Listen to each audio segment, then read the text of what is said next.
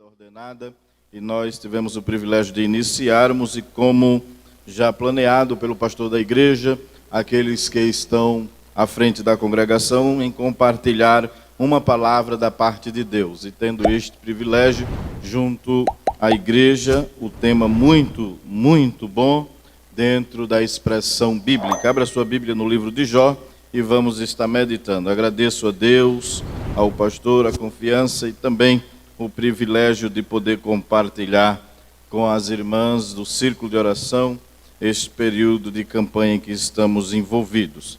Livro de Jó, capítulo de número 22. Quero também atribuir este culto, ou oferecer este culto a Deus em ação e graça pela vida da minha esposa, que ontem completou mais uma idade nova. Glória a Deus.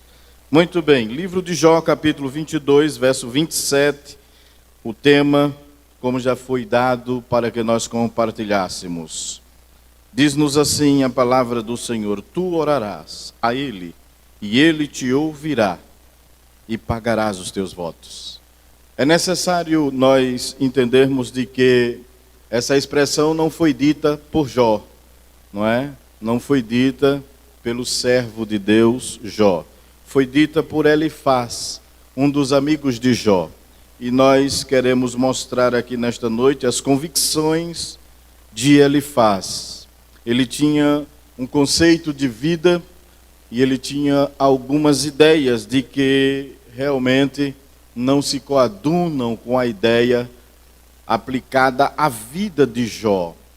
Elifaz e os seus demais amigos que foram visitar Jó tiraram conclusões precipitadas e também equivocadas com relação à situação em que Jó estava. Jó estava sendo provado por Deus, Jó estava passando por um processo em que Deus estava sendo glorificado através do processo de vida dele.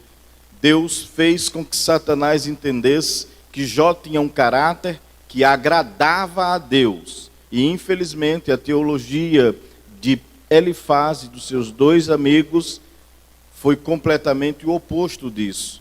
Eles queriam encontrar em Jó algo que o seu caráter não tinha, que era mácula, mancha.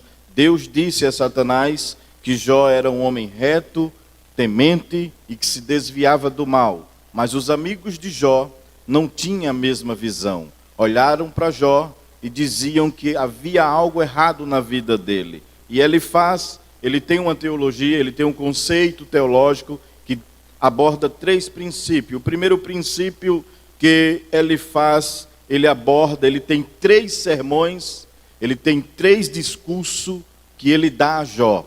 O primeiro está no capítulo 4 ao capítulo 5. O segundo está no capítulo 15. E o terceiro está no capítulo 22. Ele traz três. O livro de Jó, ele é compactuado em três ciclos. Quais são os três ciclos? Ou melhor, são dois ciclos na verdade. O primeiro ciclo em que os três amigos traz conselhos a Jó. E no segundo ciclo, mais três linhas de conselhos conclusivo quanto à vida de Jó. Então, o livro de Jó é baseado simplesmente, sinteticamente, em dois ciclos. Nesta visão dos seus amigos. E nós, se não sintetizarmos isto, é impossível compreender bem o livro de Jó. E há muitas pessoas que acabam equivocando-se porque atribuem palavras que não foram de Jó a Jó, quando muitas vezes foi palavra de Elifaz. E para que fique bem claro nesta noite, a palavra que lemos como tema está no versículo 27 do capítulo 22, não é de Jó, e sim de Elifaz. E agora vem, por que Elifaz disse isto a Jó? Por que Elifaz diz isto a Jó, no versículo de número 27? Tu orarás a ele e ele te ouvirás. Antes de dizer a você por que ele disse isso, eu quero que você acompanhe comigo algumas coisas de que Elifaz tinha no coração e ele aborda nos seus discursos, nos seus conselhos para Jó. No capítulo 4, versículo de número 8, ele critica Jó por conta do estado que Jó tinha. Ele tem em mente de que o homem só colhe o que planta. Ele tinha em si a teologia dele acerca de Deus, a ideia, o estudo dele acerca de Deus, era de que havia uma justiça retributiva. O que é uma justiça retributiva? É que ninguém nesse mundo colhe mal sem plantar. Ele acha, ou melhor, ele tem esse conceito, essa ideia de que o mal não acontece com as pessoas que são justas, só acontece com as pessoas que são de má índole, ou de pessoas que erraram no caminho. E ele deixa isso claro no capítulo 4, ele passou 7 dias ouvindo Jó. Ele foi fazer uma visita a Jó, capítulo 2, versículo 11 ao versículo 13, ele e os seus amigos, e você vai observar precisamente no versículo 13, que quando chegaram lá, sentaram junto a Jó, olharam Jó em cinza, passaram 7 dias sem abrir a boca. E era melhor que eles não tivessem aberto a boca, irmãos. Porque tem gente que é melhor que não fale. O problema é que às vezes a gente se esquece do que disse Tiago. Seja apto para ouvir e tardio para falar. E eles passaram 7 dias, livro de Jó, capítulo 2, versículo 13, sentado, olhando para Jó, e então ninguém fala nada. No capítulo de número 3 do livro de Jó, Jó começa a abrir a boca. Depois que Jó fala, no capítulo 4, ele ouviu tudo, e ele, por ser o mais velho, acredita-se de que ele era o mais velho, conforme o livro de Jó, capítulo 15, versículo de número 10, acredita-se que ele era o mais velho ou o mais experiente, porque ele tinha conhecimento até de quem era o pai de Jó. Então ele era o mais maturo no grupo, era o mais experiente, por isso ele falou primeiro, e ele tomou a palavra. Se você vê Eliú no capítulo de número 8, ele não faz isso, ele é o mais jovem, ele fala por último. Então nós observamos de que ele faz, depois de 7 dias, ele agora ouve Jó, e depois que ele ouve a Jó, aí ele tem uma palavra, e ele diz: Jó, não vem para cá, dá uma de bonzinho, porque tem coisa escondida na tua vida. E no capítulo 4, versículo 8, ele diz a Jó as seguintes palavras. Diz assim o texto: segundo eu tenho visto, olha, segundo eu tenho visto, porque todo mundo vê, né, irmãos? Ninguém vê para ajudar, só vê com uma visão de fora. O que eu tenho, o que eu penso, o que eu acho, isso que eu estou vendo acontecer com fulano, isto que está acontecendo com Beltrano, é o que eu acho. E ele começa olhando, criticando Jó e dizendo: segundo eu tenho visto, o que viram, deixa-me ver aqui, irmãos, eu estou com uma dificuldade na vista, mas vou ler, versículo de número 8. Segundo eu tenho visto, os que lavram, muito bem, os que lavram iniquidade. E lavrar aqui é o que trata a terra, lavrar a terra, é essa linguagem que ele está usando. Ele diz: os que lavram iniquidade e semeiam mal, cegam isso mesmo. Ele diz: olha, Jó, eu estou entendendo que você está colhendo o que você plantou. Você plantou alguma coisa. Já pensou, irmão? Camarada, numa prova, numa situação, perdeu quantos filhos? 10. Tinha feito 10 enterros, tinha perdido as fazendas, tinha perdido os bens e estava sem saúde. E chega um abençoado, olha para ele e diz: neguinho, tu fizesse alguma coisa de errado aí, meu irmão. Tem alguma coisa troncha na tua vida. Vamos procurar o que foi que tu plantou de errado. Esse era Elifaz. E era uma pessoa experiente e adulta e matura. Muito matura. Matura mesmo na experiência de vida. Então aqui, logo na primeira mensagem dele, no discurso dele, ele diz a Jó: tu plantasse alguma coisa ruim e estás colhendo tempestade. Isto no primeiro ponto de vista dentro da sua visão teológica. A segunda é que a religião dele não errava. Ele disse: a minha religião não erra. Livro de Jó, capítulo 15, versículo de número 1 a 35, porém vamos ler somente versículo 8 ao versículo 10, que é o segundo discurso dele, a segunda mensagem dele. Primeiro ele diz: Existe uma lei da semeadura, e você está colhendo o que você semeia. Dentro da teologia de Elifaz, aí ele diz, a minha religião, ela não se engana e não nos deixa enganar, e você não é melhor dentro dessa religião. Você quebrou alguns princípios dessa religião, ou da nossa religião. Capítulo de número 15, versículo de número 8 ao versículo de número 10. Diz-nos assim: ou ouviste o secreto conselho de Deus, e a ti somente limitaste a sabedoria? Ele está dizendo, Jó, tu está falando muito, porque Jó já tinha respondido a ele, já tinha respondido a Bildade, já tinha respondido a Eliú por 3 vezes. Ou melhor, uma vez a cada um deles. E Jó não perdia, porque os argumentos de Jó eram contundentes. Então, quando ele novamente tem a segunda oportunidade de falar, aí ele diz, olha Jó, tu és entre nós o mais sábio de todos. Acha que Deus só deu a sabedoria a você na nossa nata religiosa? Você é o mais sábio? Aí ele começa a dizer ainda no versículo de número 9, que sabes tu que nós não sabemos? O que é que tu sabe mais do que nós, Jó? Aí ele diz mais aqui, o que entendes que não haja em nós? O que tu tens que não há em nós? Que somos aqui religiosos há tanto tempo. Aí a tradição religiosa é citada por ele no argumento antigo, no versículo de número 10, quando ele diz assim, também há entre nós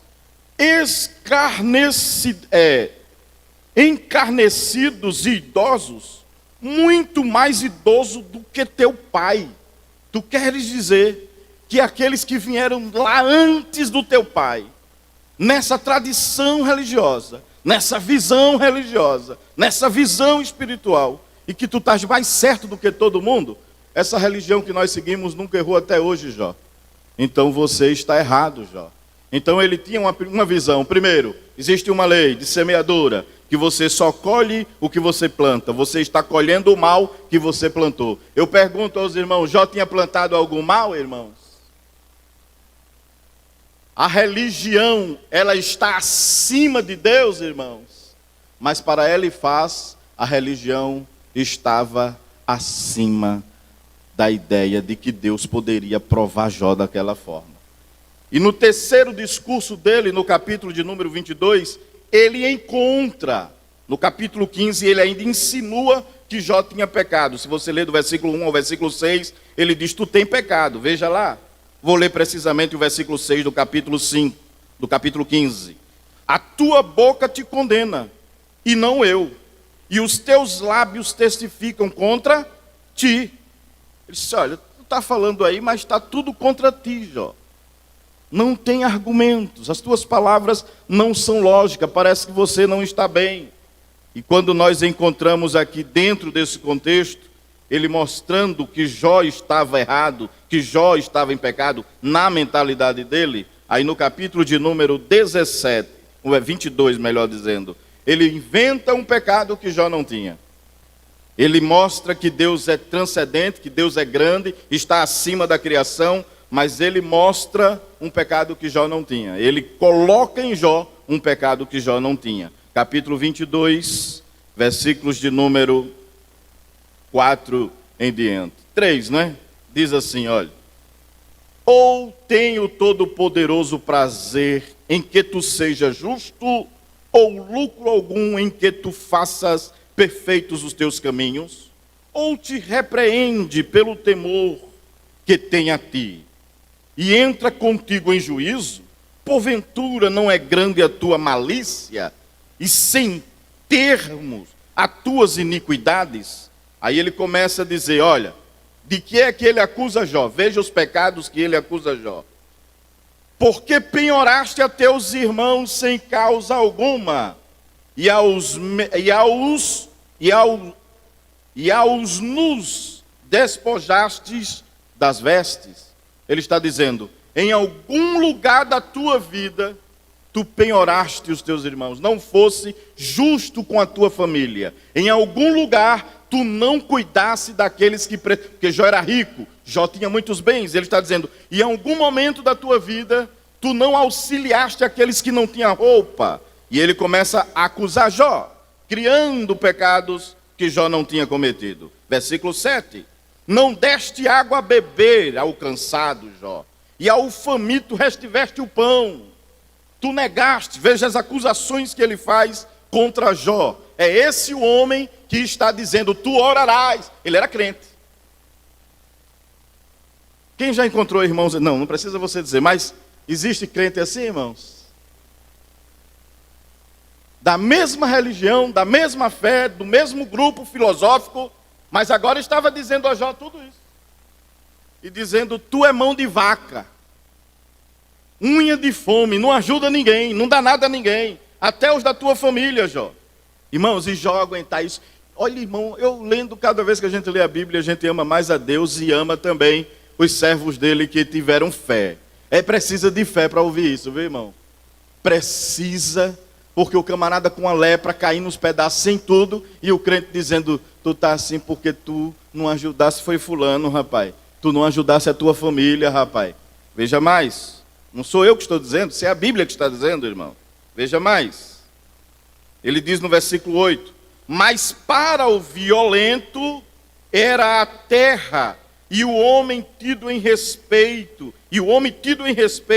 habitava nela. Já pensou, irmão? Ele está dizendo assim, tu facilitava. Sabe por que roubaram as tuas fazendas? Porque tu facilitasse para eles, para aquela cambada de ladrão. Já pensou que coisa séria? Em algum canto tu tivesse aí, esses teus bens que tu tivesse tudinho, foi adquirido de forma injusta, por isso que Deus tirou tudo de ti. Por isso que Deus levou tudo embora. Era o que ele estava usando nessas palavras. Ainda em continuação, versículo de número 9. As viúvas despedistes vazias, como quem diz assim, as mulheres cujos empregados teu morreu, esses empregados todinho que morreram, e outros para trás, tu sequer ajudasse as viúvas deles, rapaz. Alguma coisa, ele estava insinuando e atribuindo a Jó esse tipo de pecados. As viúvas, será que você pagou as viúvas? Será que você deu o salário que era para o marido a essas mulheres, quando eles morreram, Jó? Veja se não foi por aí. E ele sai atribuindo, versículo de número 9 ainda. Aí ele disse assim, ó, e os braços dos órfãos foram quebrantados. Quem ficou? Os filhos dos mortos, dos teus empregados. Com quem ficou os filhos dele? Foi por isso que Deus tirou os teus filhos. Porque tu não cuidasse dos filhos dos teus empregados, Jó. Você está entendendo que não foi fácil o que Jó ouviu? Dos seus amigos? Ainda mais. Veja lá. Versículo de número 10, 11, para concluir a ideia que ele está tendo de Jó e atribuindo a ele o pecado. Ou trevas em que nada vês, e a abundância de água que te... Isso tudo aí, Jó, está acontecendo, mas você não está vendo, porque você está cego, você não quer enxergar. Tudo isso está acontecendo com você porque você cometeu alguma coisa dessa daí, mas você não enxerga porque você está coberto de águas. Você está cego, como quem está debaixo das águas escuras e não está vendo mais nada. Aí daqui a pouco ele entra a partir do versículo 12 até o versículo 14, dizendo... Deus é grande e sabe disso tudo. Deus, ele manda na natureza. Aí ele começa a falar, irmão, porque o crente falou de você aqui agorinha e depois está aqui, aleluia, Deus é grande, é maravilhoso. E ainda pensa que foi usado por Deus.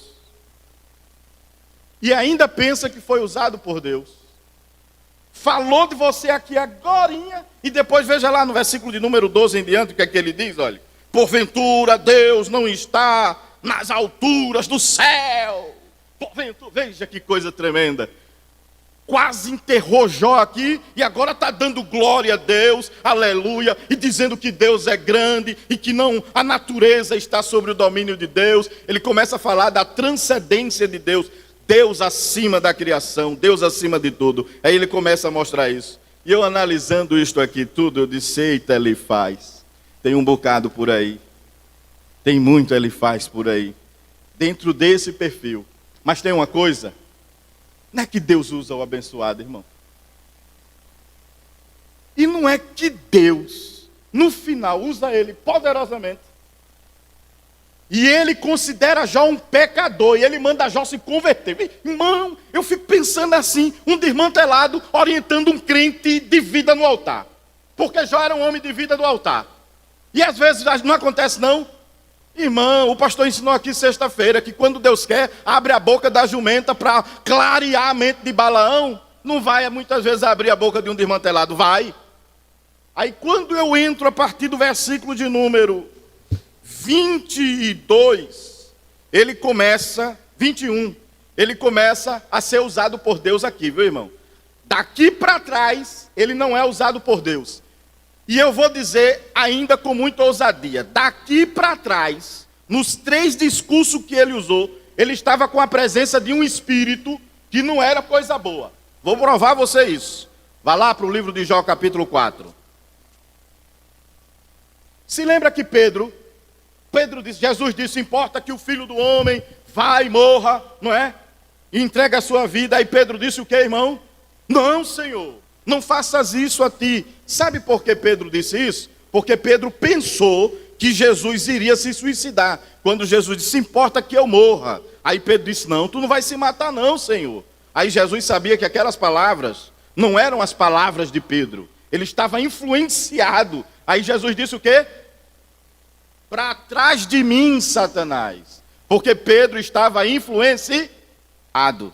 Aqui no capítulo 4 do livro de Jó, quando ele está falando, lá no versículo de número 15, que ele começa a falar, aí ele diz que sentiu um espírito. Há uma Bíblia que diz vulto, passou por trás dele. Veja que coisa interessante aqui. Isso é perigoso, irmão. Temos que ter cuidado para não dar uma palavra contrária aos irmãos sobre influência maligna, sobre influências contrárias. Independente da situação em que o irmão esteja, não julgando precipitadamente. Um dos objetivos da campanha de oração que o pastor colocou é para que haja amor e união verdadeira entre os cristãos. Porque às vezes é tapinha na... A palavra é essa mesmo, irmão. Eu não vou sair, a palavra é essa. Não se preocupe não, e nem eu estou preocupado se você vai dar glória, de pular. Não, não, a palavra é essa. É bater assim no ombro, eu te amo, fulano. Mas lá dentro tem uma raizinha que só Jesus é que queima, só Jesus é que tira. E ele vai tirar, irmão, nessa campanha de oração, vai tirar muita raiz. Tem umas raizezinhas por aí. Ei, lá agachou. Oh, glória a Deus. Que é ele quem vai tirar.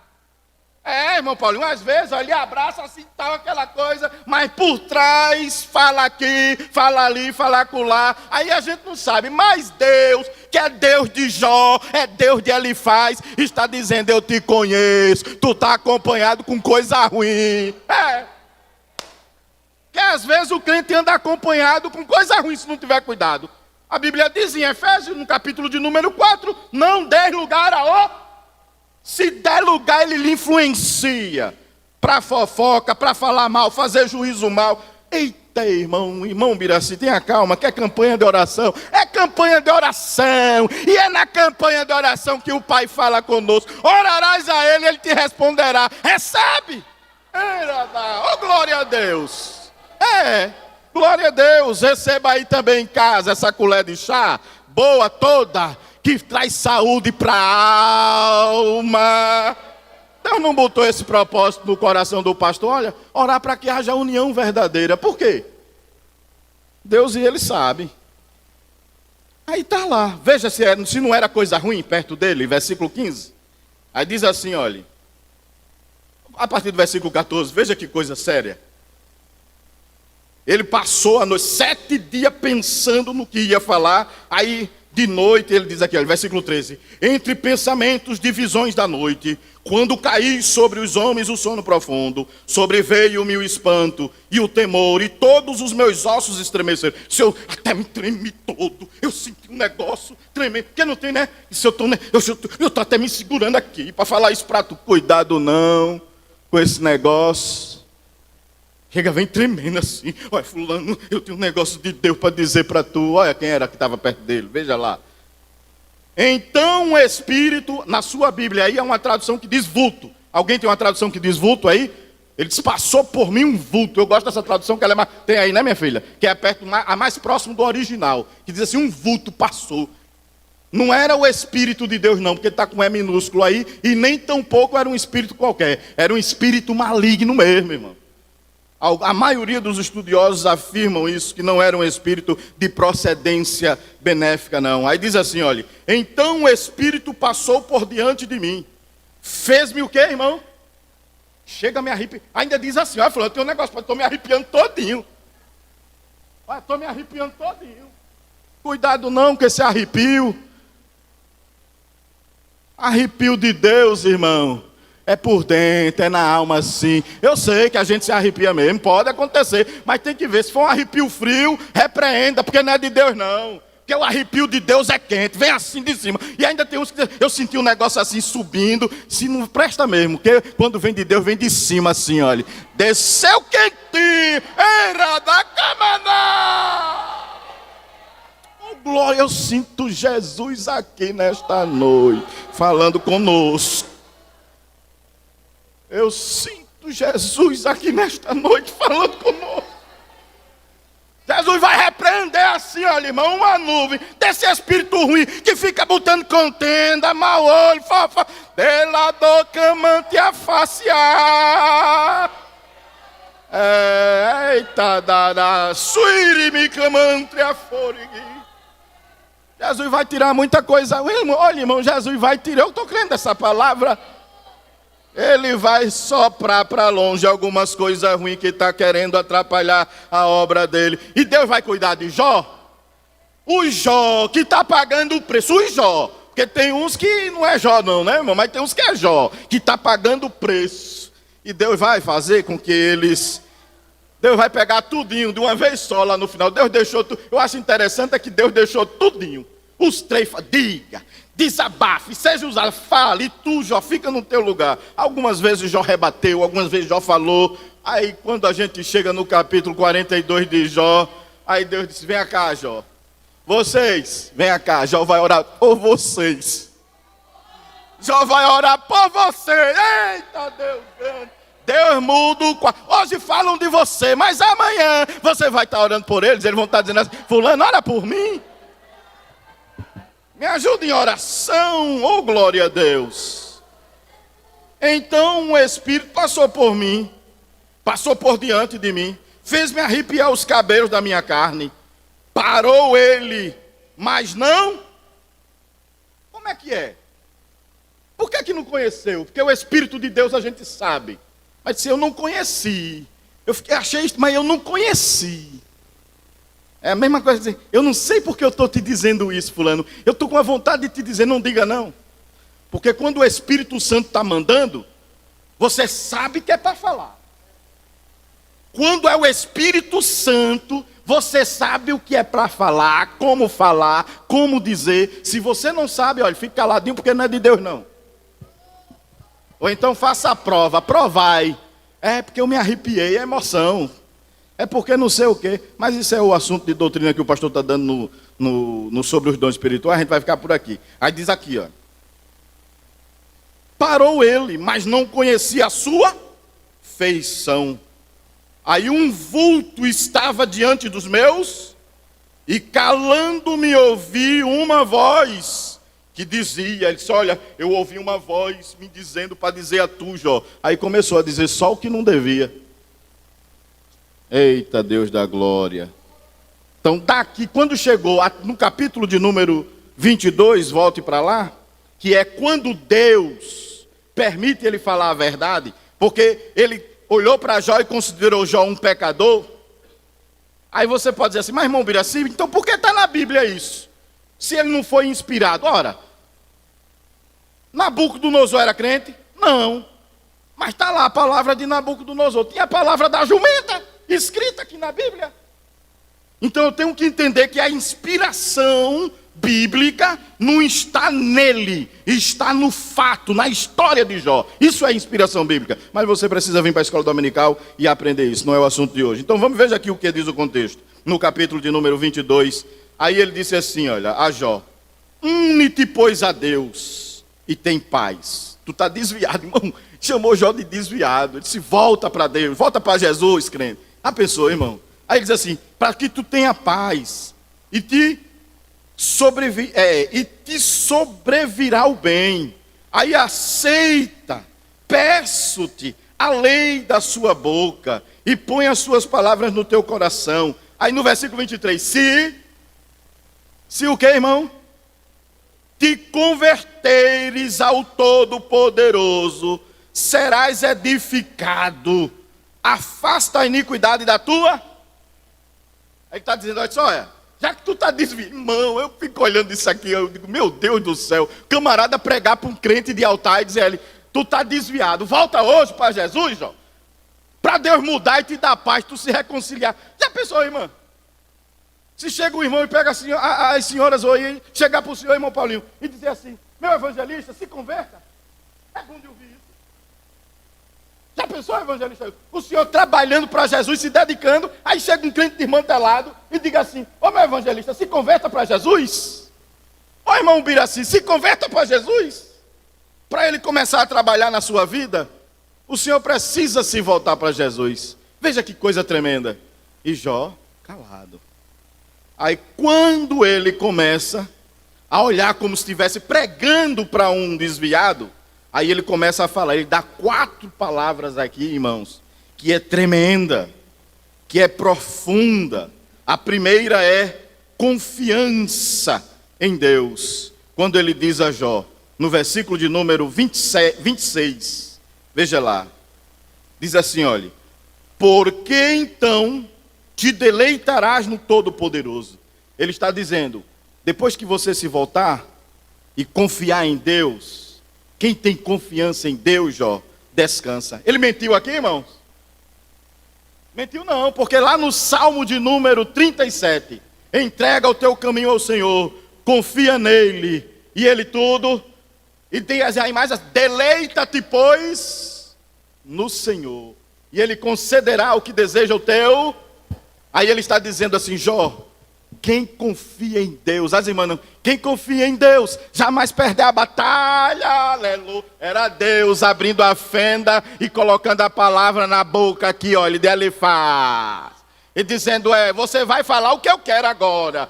Sem pensar, mas você vai falar o que eu quero. Diga a ele, que quem confia em mim, irmão, Deus sabe falar conosco. Aí ele disse, olha Jó, quem confia em Deus tem prazer, se deleita.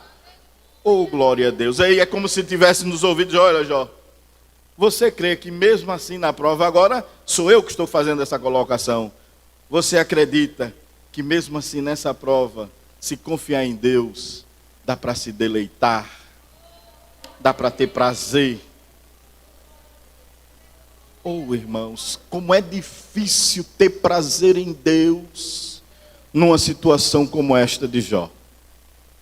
A mulher de Jó não conseguiu, fez 10 enterros, perdeu tudo e ainda estava vendo o marido indo embora. No capítulo 2, se não me foge da memória, versículo 9, aí ela não aguenta. Ela diz, amaldiçoa este Deus e morre.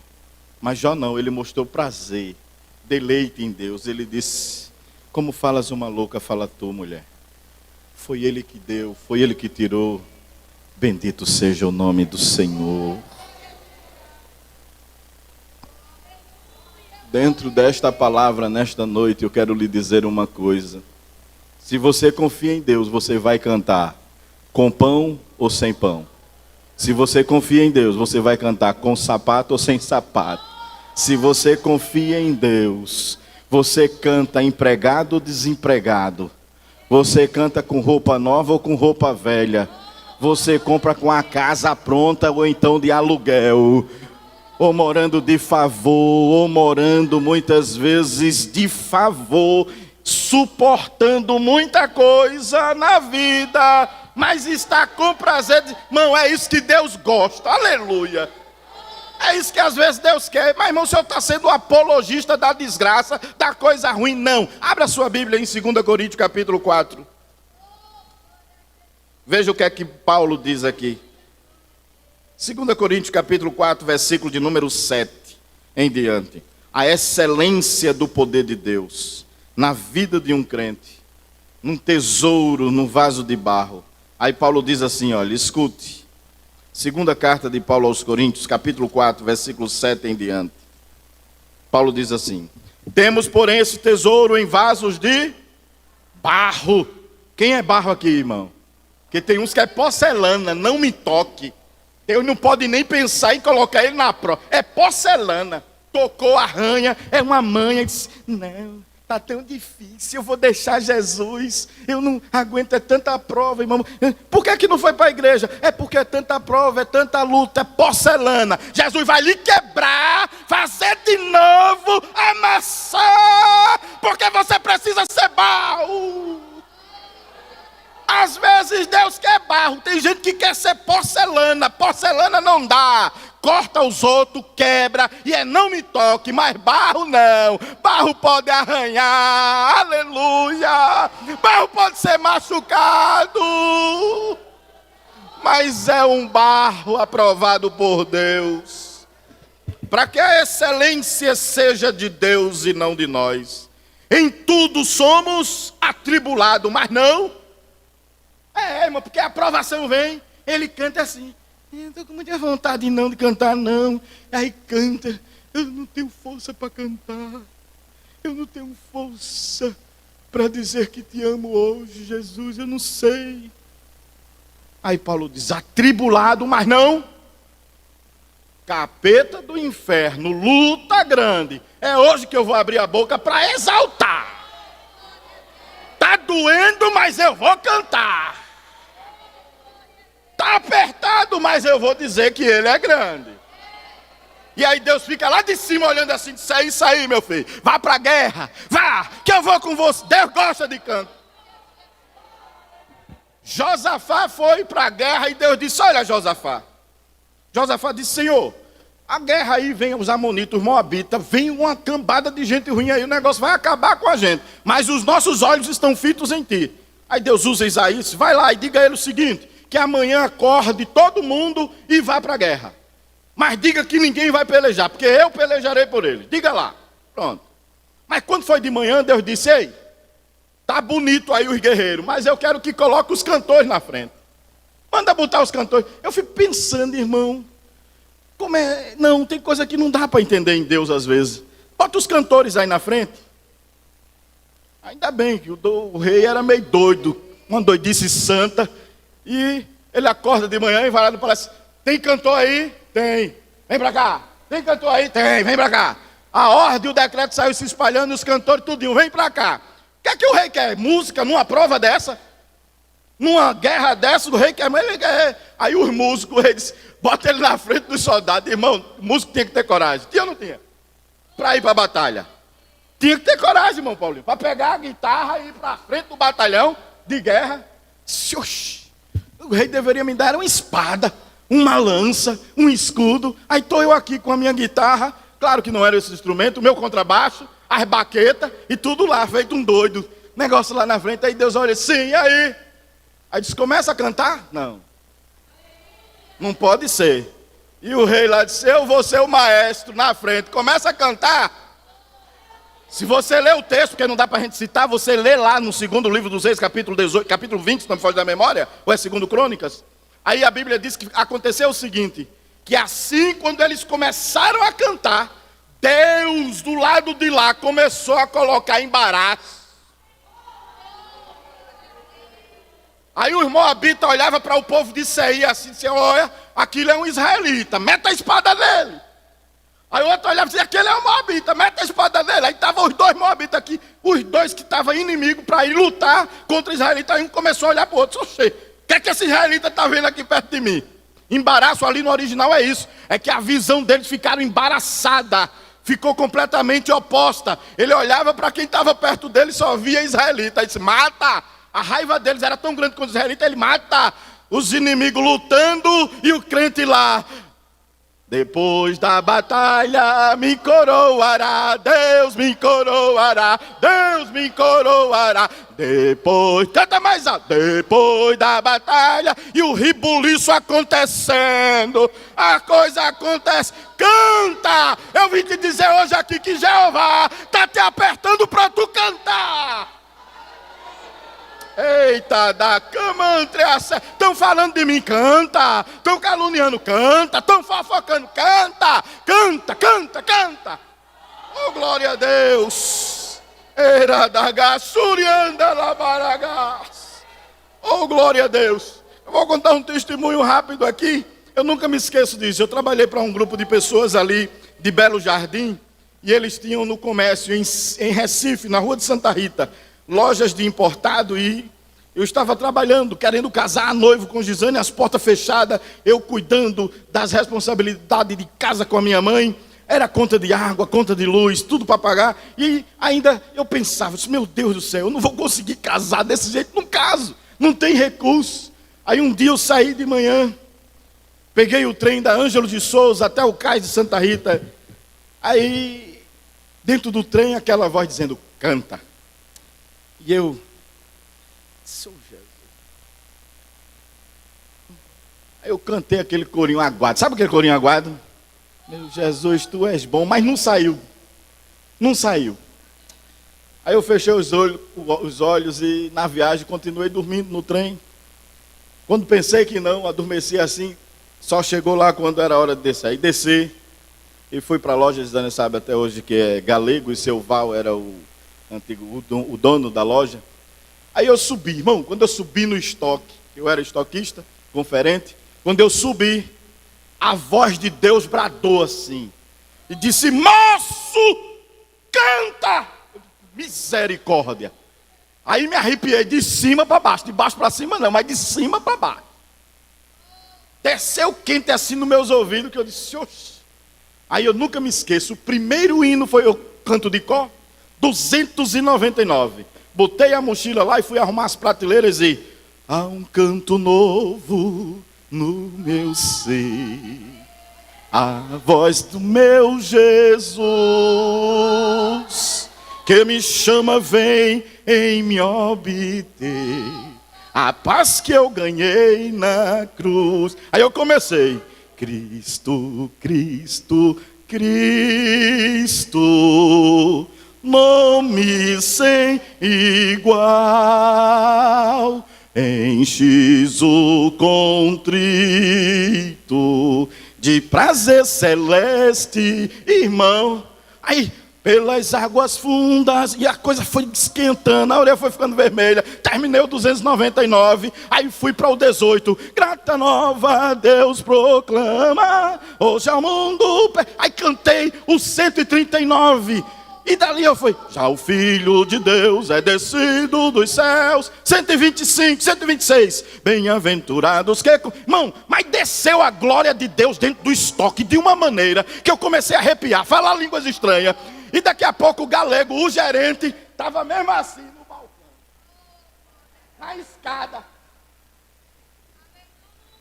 Eita, irmão, eu digo, o seu Galego está aí, o senhor está alegre hoje, né? Eu disse, eu estou, Galego, está uma benção aqui. Aí ele olhou e disse, irmão, tu recebe quanto aqui? Eu disse, tu não sabe, Galego, que o meu salário é X? Aí ele disse, é mesmo, irmão, tu confere, tu coloca preço, tu entrega a mercadoria do cliente, tu faz arrumação e ainda atende a vendedora, não é? Eu disse, Galego. Aí ele disse, Val, tá bom te dar um aumento. Eu digo, meu filho, fale com ele.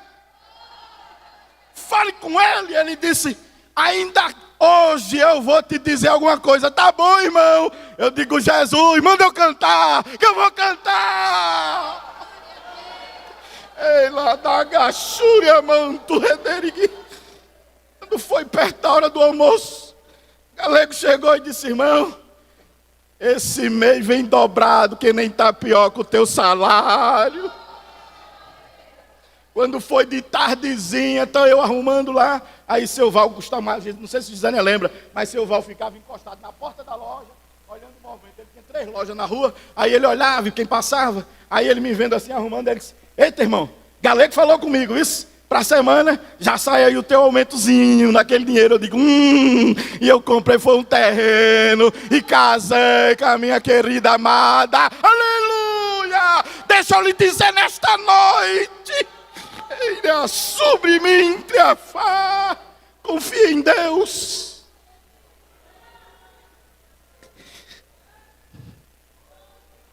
Tem hora que confiar em Deus não é fácil. Confiar em Deus quando tem é bom.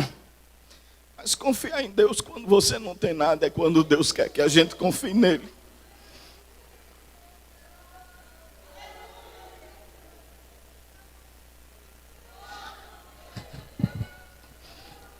Deus está lhe dizendo nesta noite: confia em mim. Confia em mim. Confia, deleita-te em mim. Tenha prazer, porque eu sou provisão, sou providência. Confia no Senhor. Larga chora da carne. Confie que Deus vai colocar no lugar o que está fora do lugar. Confia. Me manto de como nuvem sé. Eu tenho uma palavra para a senhora, irmã Bel. O Senhor te diz assim, mulher, nesta noite. Deprove a série. Continua sua a confiar no que eu te disse acerca do teu. Sou eu saúde dos negros. Sou eu saúde emocional. Remanto, tenho ouvido a tua oração e tenho ouvido o teu clamor. Vejo quando tu falas comigo e diz assim: eu não aceito isso. Mas o Senhor te diz: confia. Te convido a confiar e a entregar nas minhas mãos, assim diz o Senhor.